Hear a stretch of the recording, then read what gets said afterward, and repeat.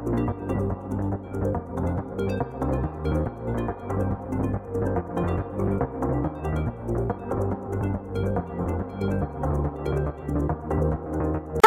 Assalamualaikum dan salam sejahtera. Saya Marsha Marisa Dan saya Nora Medina. Kami wartawan cilik dari studio TV Merdeka. Hari ini sekolah kami mengadakan program Mari Mengenal Guru, Salam Hormat. Dan salam Bitara.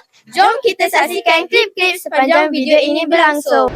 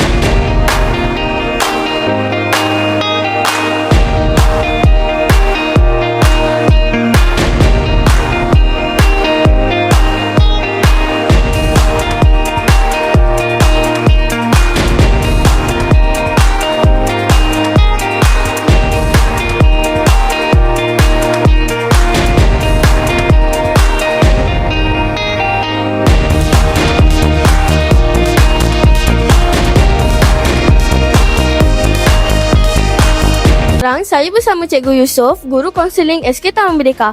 Assalamualaikum Cikgu. Waalaikumsalam. Apakah ciri-ciri pelajar yang cemerlang dari sudut emosi dan sasiah murid? Okey, baik. Murid-murid yang cemerlang daripada sudut emosi dan sasial. Okey, yang pertama, murid ini berketerampilan tinggi, kepribadian yang baik, mempunyai disiplin yang unggul, dan murid ini mampu mengawal diri daripada melakukan perkara-perkara yang tak sepatutnya lah, dan dapat mengekalkan pembelajaran dan menumpukan pembelajaran di sekolah dengan baik. Terima kasih Cikgu. Sama-sama.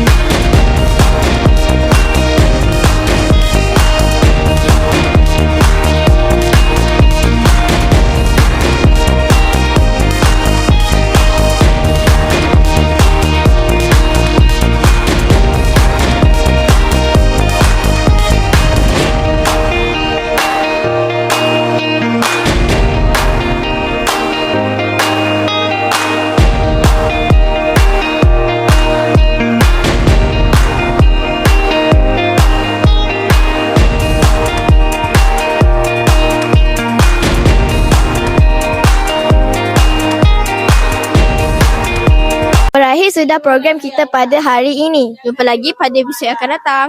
Bye!